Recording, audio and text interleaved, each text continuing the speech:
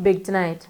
Dominica on Wednesday said it intends to sign the Samoa Agreement that will serve as an overarching legal framework for the relationship between the European Union and the Organization of African, Caribbean and Pacific States for the next 20 years. Grenada, meantime, indicated also on Wednesday that a decision is yet to be taken on whether it will sign it.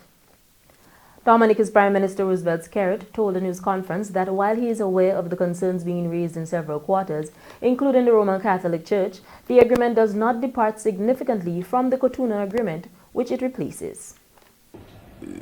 Some of the things that have been pointed out that are in the document are really not in the document, and I think people are looking at those sections and articles and indicating that there may be an opportunity for some of the things that we have concerns with may find themselves being implemented in our countries. That is the concern of the church. I respect the concern of the church, and I don't think the concern of the church may necessarily be misplaced. I think what the church may want to say to us instead is to caution us against going on that route. But it is not in the agreement. The Samoa Agreement was signed last Wednesday in Apai and succeeds the Cotonou Agreement. It covers subjects such as sustainable development and growth, human rights, and peace and security. Dominica was not present for the signing then. The provisional application of the agreement will start on January 1, 2024. It will enter into force upon consent by the European Parliament and ratification by all EU member states and at least 2/3 of the 79 OACPS members. A Catholic archbishop claimed that the agreement forces signatory states to impose abortion legislation, transgender, LGBTQ, and comprehensive sex education. A whole range of values will be imposed because of the signing of the document. St. Vincent and the Grenadines Prime Minister Rav Gonzalez, whose country has signed the agreement, has also said the document does not address such things as demanding laws approving gay marriage as a condition for qualifying for European aid. I would like someone to point out to me where are the specific provisions in relation to the overall agreement of some 400 pages, where some of the more outlandish commentaries that I've seen, where they're represented in those terms in the agreement. But I assure everybody that St. Vincent and the Grenadines, in its interface with other countries, we always respect other countries' views and the like, but we have our own determinations on particular matters, and any alteration in our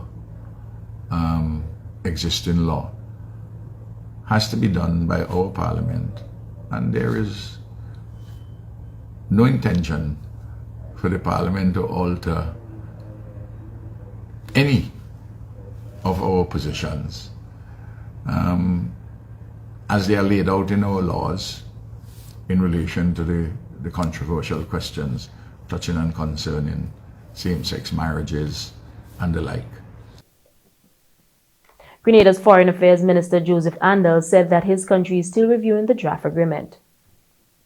Thus far, Grenada and a number of other CARICOM and some other countries in the Pacific and African region of the OACPS have not yet signed. Trinidad and Tobago has not yet signed. I do not believe that Jamaica has signed at this moment. So there's a window for countries to sign. And I don't believe that, well, Grenada for sure, we are not willing to surrender our sovereignty to any international organization. And if there is any part of any proposed agreement that is inconsistent with our Constitution and with our values, we'll think very long and hard before entering. Prime Minister Dickon Mitchell said Grenada will oppose signing any deal that will impose other nations' value on his country. And I certainly think from our perspective, the morality of other countries is not something that should be imposed on the morality of other countries. Nor, in my view, should it be tied to aid, because it essentially means other countries are trying to impose either their morality or their public policy on other countries by tying it to aid. So that's not, philosophically, that's not something we support. Our approach is if a country intends to engage in whether it's grant funding, aid funding, or loans with us, those are commercial matters. And from our perspective, it is commercial terms that should govern them. If you attempt to impose what I would call morality issues into them, then I think certainly from our perspective, we view the two as separate, and it is not likely that this government will simply sign because we need to get some grant funding or some aid funding.